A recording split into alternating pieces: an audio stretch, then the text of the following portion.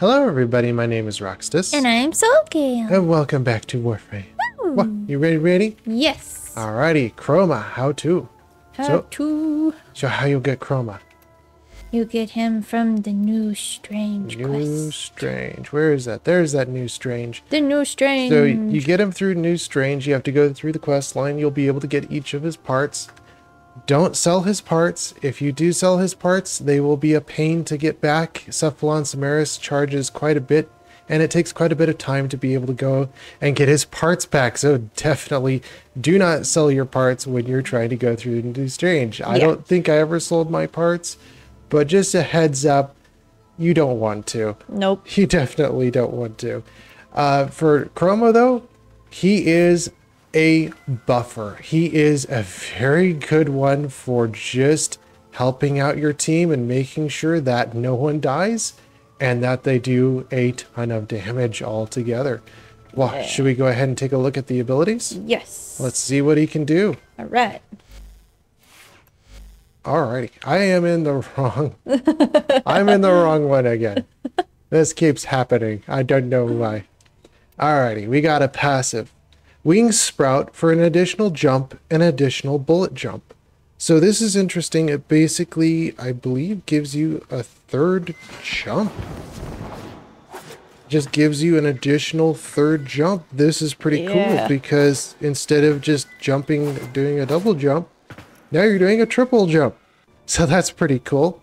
One thing I did forget to mention too, and that's something that's also throughout each of his abilities, is he has 4 different elements that he likes to use.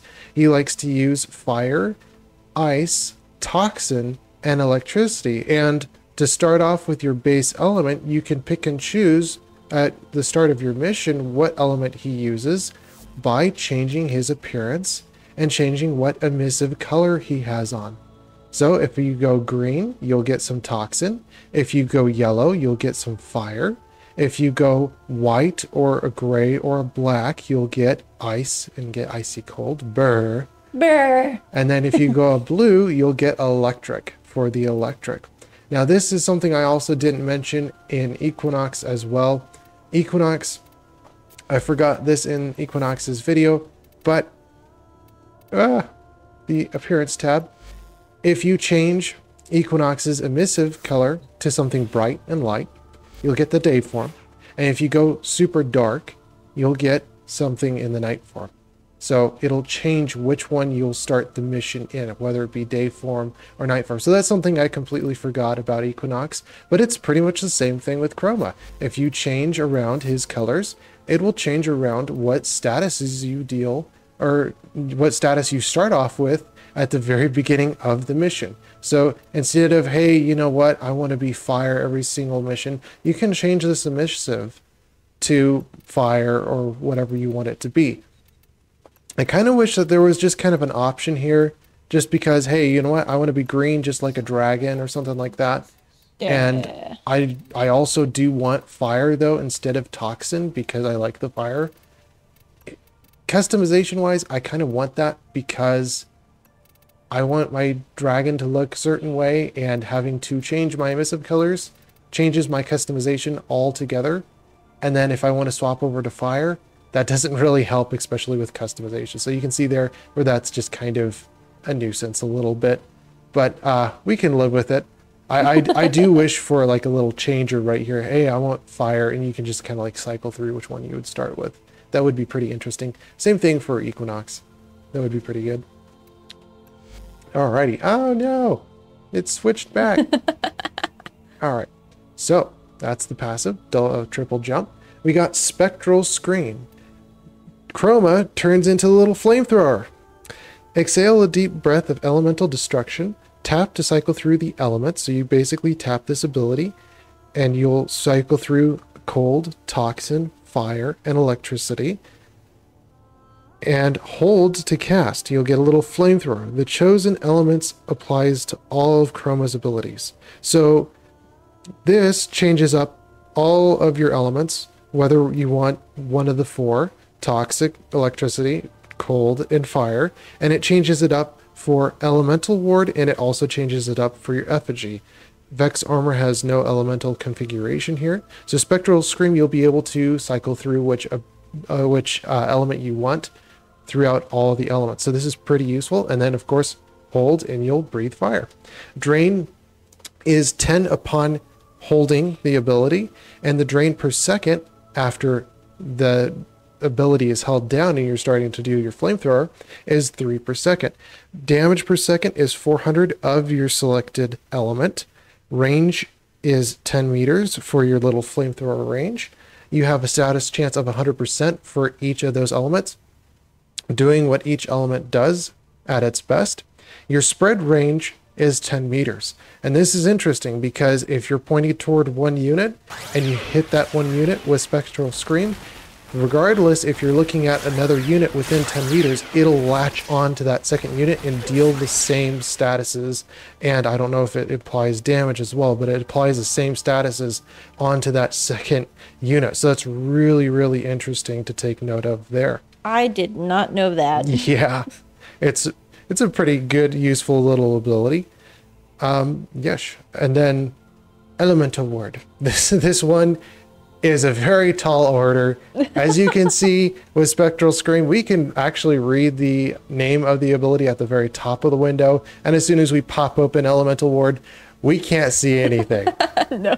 Elemental Ward.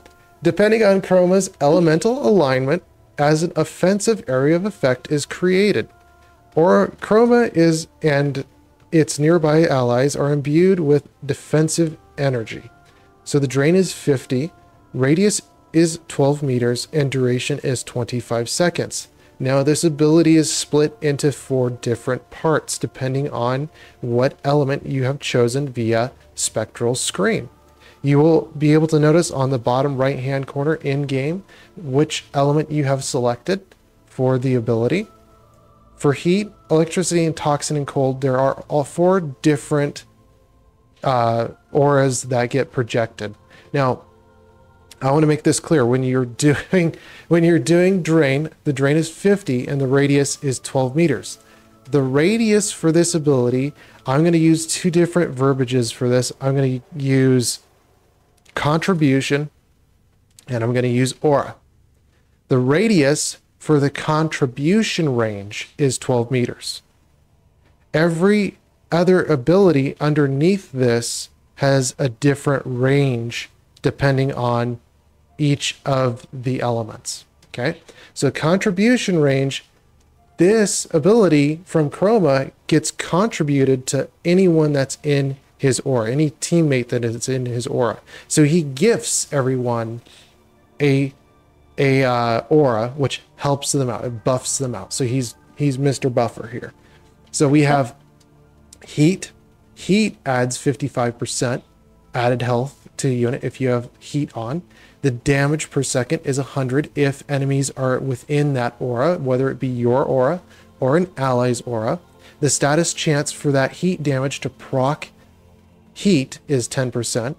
And then the range, which is not listed here, you got to list your range for the heat, is a 5 meter radius around your ally or yourself. So you cast the ability, the radius to cast onto other people that are near you, to gift it to other people, is 12 meters. And then based upon the element, it'll give them a gift. It'll give them that aura. So for heat, it's a radius of 5 meters. Electricity, shield capacity is increased by 30%. Status chance is 25% for electrical damage. Damage multiplier is 10 times. So what happens with electricity is as units are firing on you, that damage gets knocked right back in their faces with a 10 times damage multiplier. And this 10 times damage multiplied back to the unit has a 25% status chance to status electricity. So as soon as they get hit with that electricity damage, they'll get shocked and you'll see them visibly shake from getting shocked. It's shocking. That is a pretty high damage multiplier as well. It's a 10 times damage multiplier for electricity. Radius for this, I like that they put the radius down underneath this one. It's a 10 meter radius. So that good old check mark that you're actually including things in the ability that need to be there. So 10 meters is how far away the distance is a target, and it'll just zap any random target with that damage. When you get hit with damage, it'll just zap it right back at the nearest target, I believe. Toxin. Toxin increases holster damage. Holster damage duration is 3 seconds, and your reload speed. So holster damage, what's this? How does this work?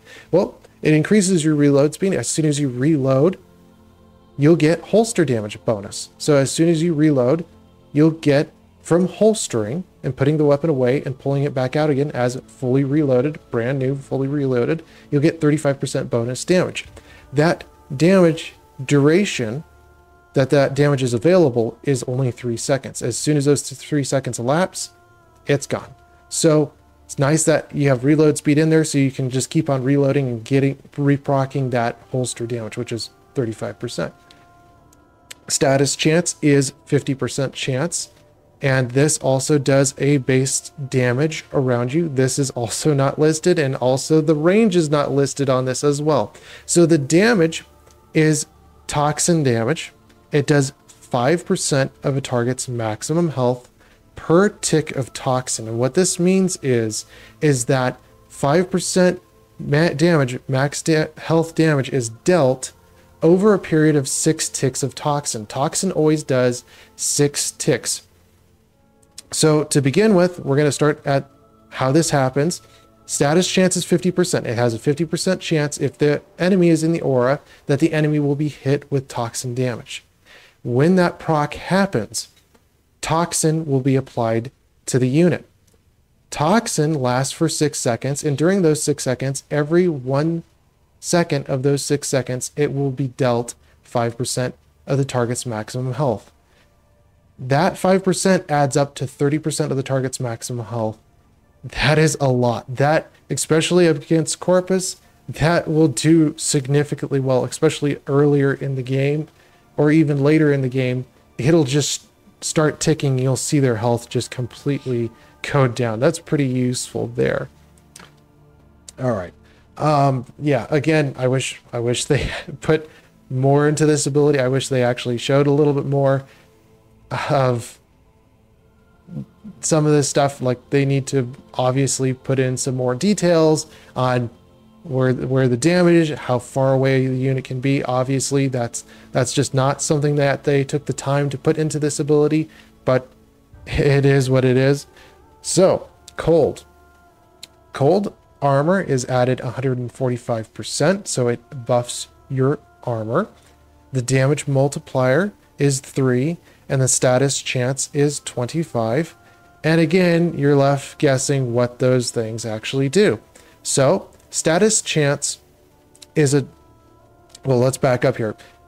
Enemies that fire upon Chroma, when they fire upon Chroma, there is a status chance that gets procced where every hit that they do onto Chroma, they have a 25% chance that they'll proc a cold proc onto themselves. So that's pretty cool. And any damage that they deal to you will be put back to that unit, that specific target, by 3 times damage multiplied. So when they hit you, that damage will be multiplied back, just the same as electricity, but this time it's specified back toward the original target. It's not just randomized like electricity. It goes back to the original target and it does 3 times as much damage. So pretty interesting there. A lot of explaining to do there, a lot of different abilities within this one ability.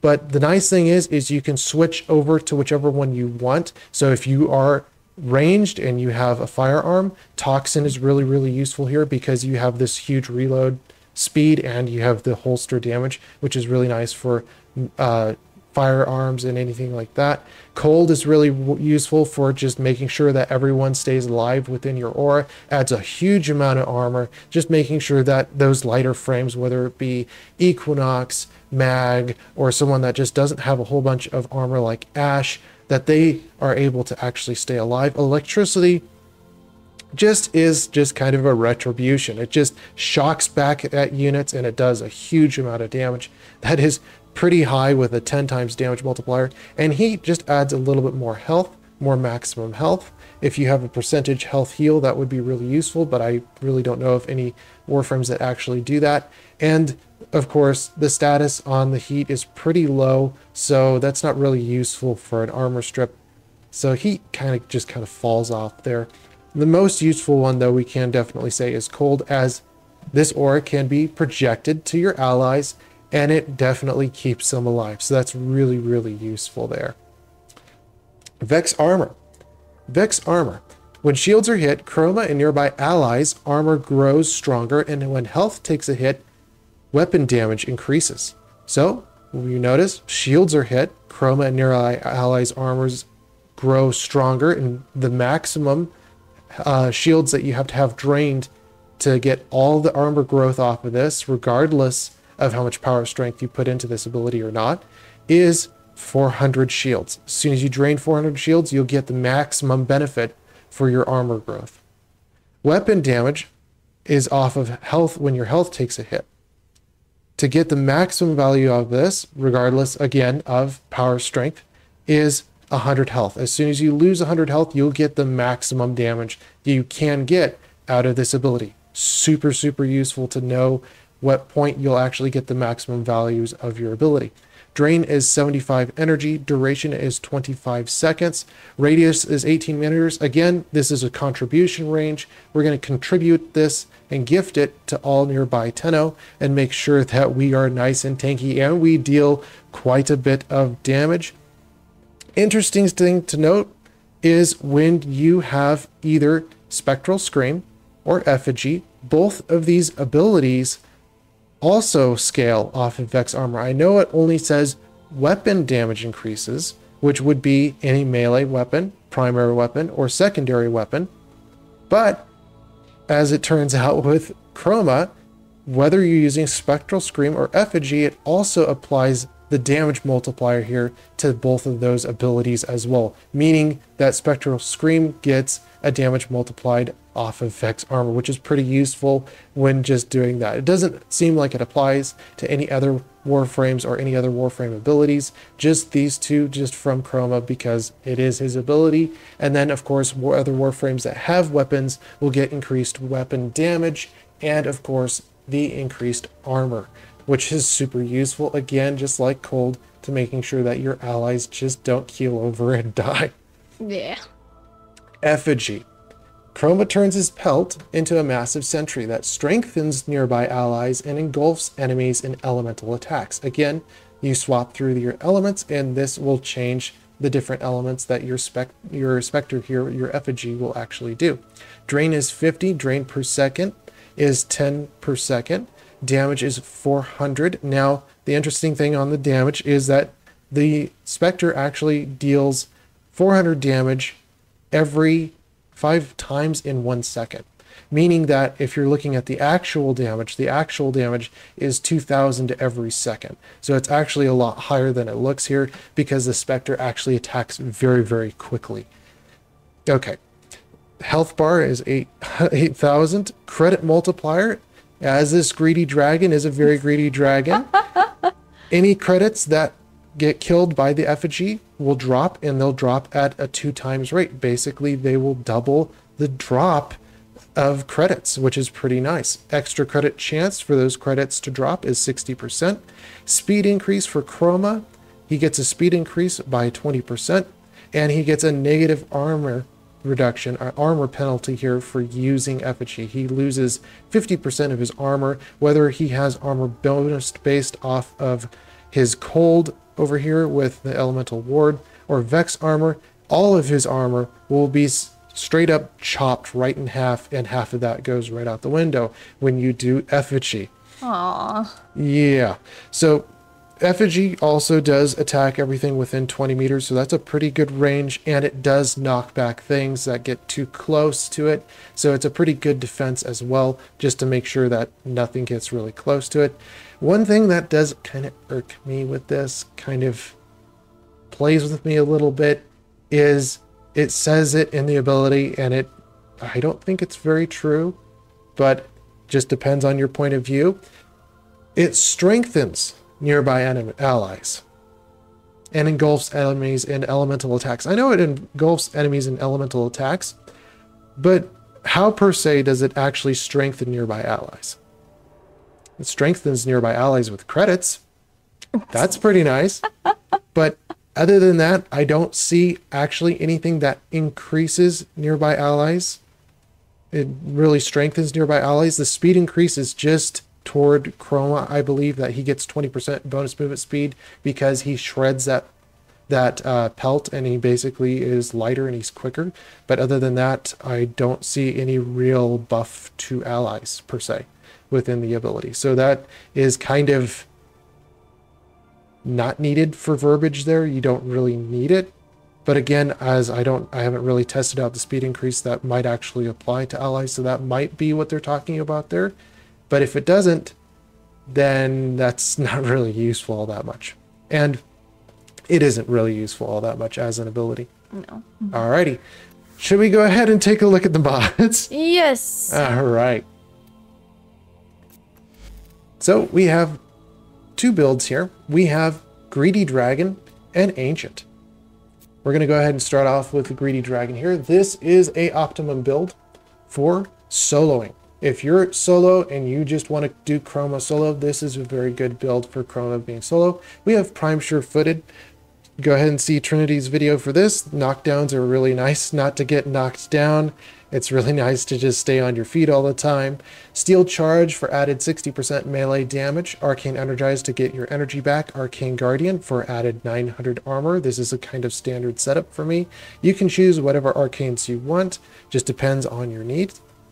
Umbral Intensify, Umbral Vitality, and Umbral Fiber for a whole bunch of armor gained back, health gained back, and of course ability strength.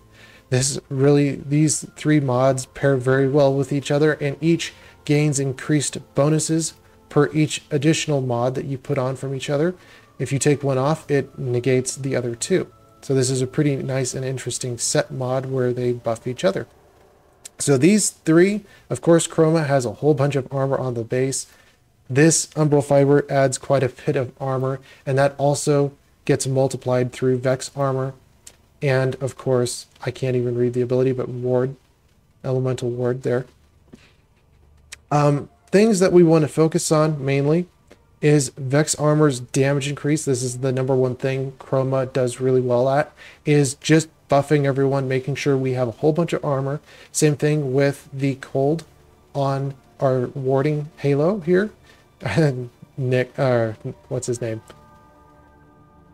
Neza? Neza, yep. Warding Halo. No, it's not Warding Halo. It might be Warding Halo, but no, it is Elemental Ward. So it's nice to have quite a bit of armor on. Same thing with this. That's the main thing we're really trying to focus on, is just having a whole bunch of armor, being very, very tanky, and making sure that our contributions to that are really good for us so that we can just survive, and also for our damage increase to be really, really high. Of course, we're going solo here, so we're just increasing our armor, we're increasing a whole bunch of power strength, just trying to get our armor up as much as we can. We increase our duration with Primed Continuancy and Narrow-Minded, just so that the abilities last 63 seconds, so that we don't have to spam them as often. As when you get really this tanky, it's pretty hard to get your energy back unless you get a whole bunch of energy orbs, or of course if you get hit, which is why we have Hunter's Adrenaline on here as well.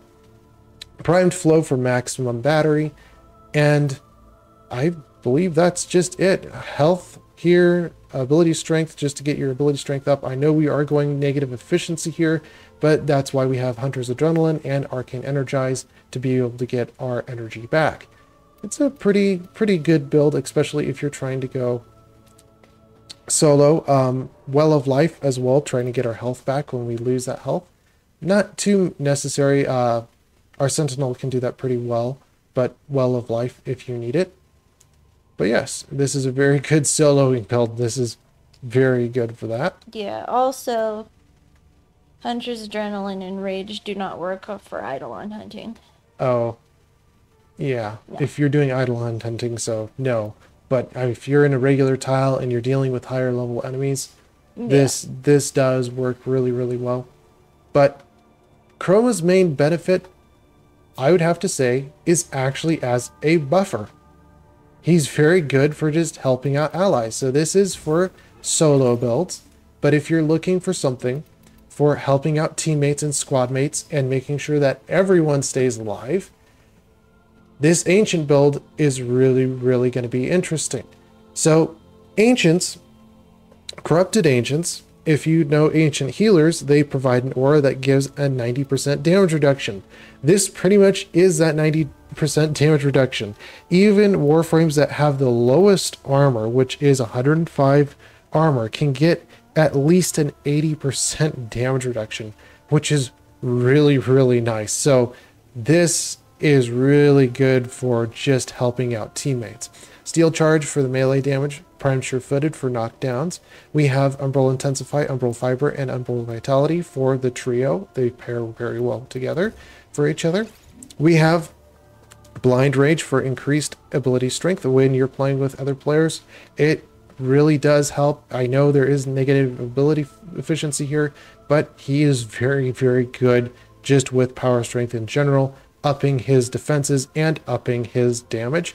We want to actually go Transient Fortitude here as well. I know the abilities don't have a very good duration. That's why in solo we actually use Narrow-Minded to increase the durations of the abilities, so you're not having to cast them as much.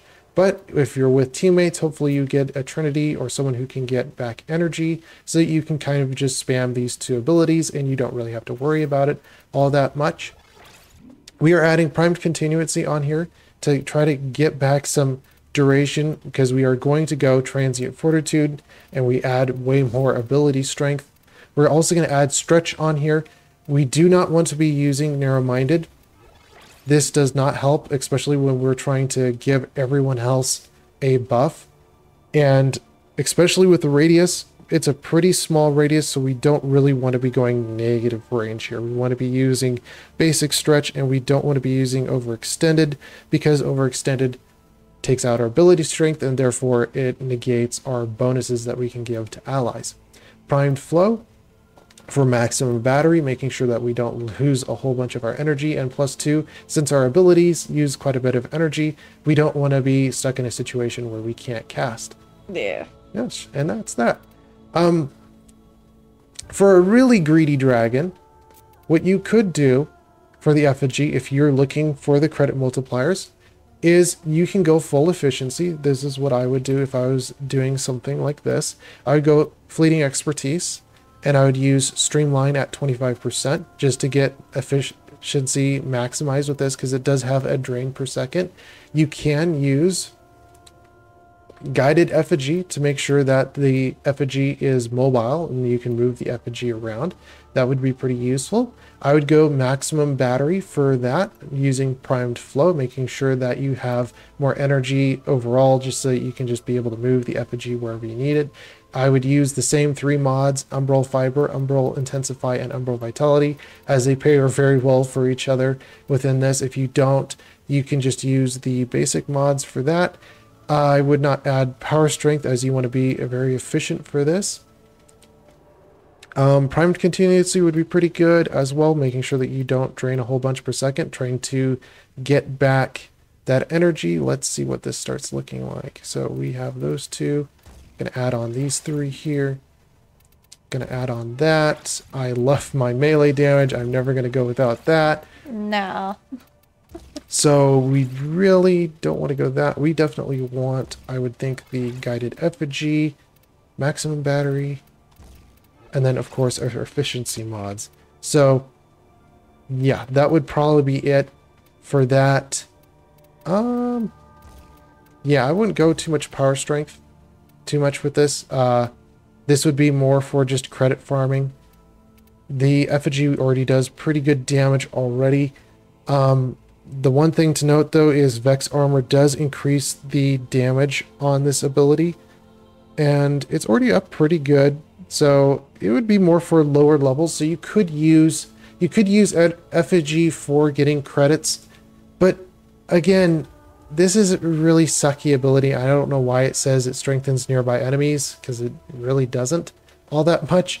But if you really are looking for credits, this is not the way to go. This does not help you out at all. what really does help you out is if you need credits, the end way to get them is going to the index. The index. And that will get you credits pretty readily quickly. You can make quite a few million, I believe.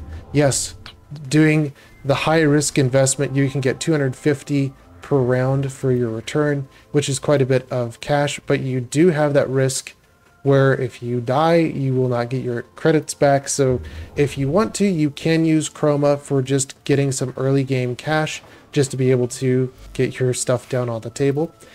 For Crimson Archon shards, especially for Vex armor and especially for Elemental Ward, you want to be going full red shards. Red shards will make sure for your armor increase, it'll increase your armor even further, and it'll increase your damage even further. The only negative that I can see versus red shards versus blue is that if you're underneath a nullifier, that it'll basically knock out all that armor and you're left with less armor than you would have with blue shards. But even then, blue shards, I don't think the armor from those actually multiply through to the armor within Elemental Ward or Vex armor. I don't see anything within the ability description on additive armor multipliers, which would be basically bonus armor from Archon shards. So I don't see any math. I don't see any mention to additive armor where if you add on more armor, it'll get multiplied through those abilities. So I don't see any benefit for going blue shards. And the same with red shards. Red shards will actually, over those abilities, give you more armor than if you would put on the blue shards anyway. So there's that. And again, I don't see anything mentioning additive armor. So unless I hear otherwise, I would assume that the blue shards would make you more tanky than the red. Assume. So, yes. Well, are you ready to test out this dragon? I'm ready. All right. A lot of abilities to go over. Yeah. Yeah, like every single ability. Every single ability. I'm like, man, you can't make it not complicated. And I didn't even know that the spectral screen like chained. The first ability? Yeah. Yeah, and I didn't know about the damage amplification until I actually did some research on it either. I was like, whoa. But yeah, especially for Elemental Ward, that's a lot to put into ability. But I mean, if I had to make a Warframe, my page might look like that. Oh, all right. Now where's the death orb at? Where's a death orb? Get our energy back. Yeah. The prime, or the void is a prime's best friend. Alright, so we got Toxin here. And that'll actually do quite a bit of damage. Do 30% of their health bar when afflicted by Toxin. Pretty cool. You have to wait for the elements. This is why I did a slower duration as well, so you can see each of these elements getting popped off. There's a lot of abilities with Chroma. There is a lot of abilities. We got fire. Fire. Yeah, look at the burn though. Wow. Yeah. I'm blazing everybody. I'm just burning them all. Burn. How about we burn them a little bit faster? Burn, baby, burn. Rawr. I'm a little flamethrower. Now I will electrify people.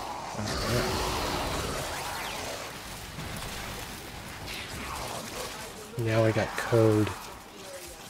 And this, if they fire at you, they'll get cold. This is cool. We're freezing people.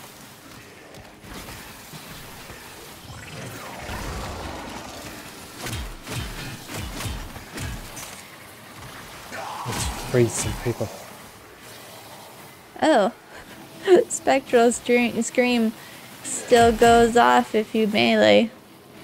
Which is nice. It's still activated.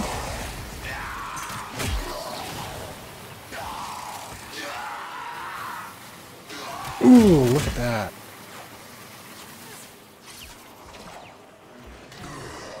And I'm just standing here and they're getting hit with those cold procs.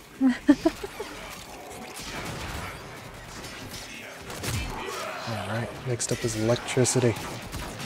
Electricity should do pretty well with a 10 times damage multiplier. Let's see what this does. I've actually not used electricity at all that much. No. I would expect it to do very well early and then start to fall off later. Oh, oh, it's shocking. I'm also doing electricity. I will shock people. Are you hitting people or are you just letting them kill each other? No, I'm shocking people. Oh. I'm killing them.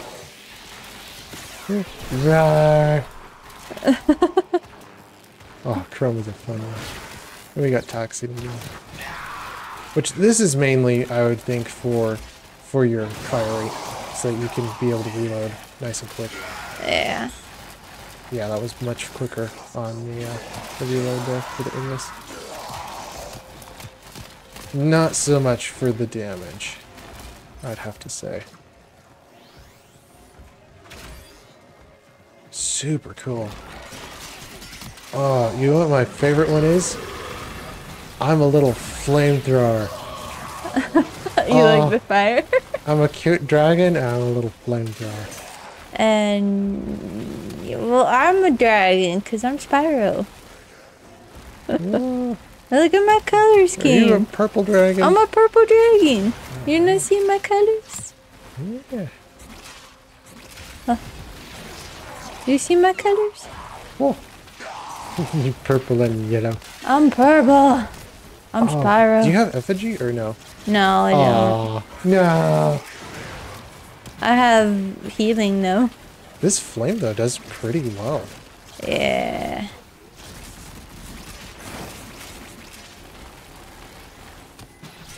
Oh, yeah. My favorite is that ice though. Especially when it colds them up. That's just really good. Yeah. This is way better than Equinox, I'd almost think at this point, isn't it? I'm killing people with cold. Oh wow, they just explode. Oh, yeah. Equinox, though, does add quite a bit of damage to this. If you're doing the day form for the buff. Yeah. Alright. What, shall we go? Yes. But I'm having fun breathing on people. I like that too. I like being a dragon. It's fun. Little flamethrower.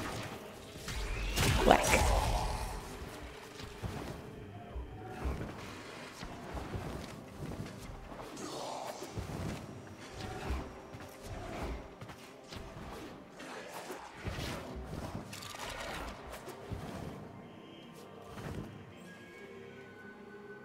Meh. Another job well executed.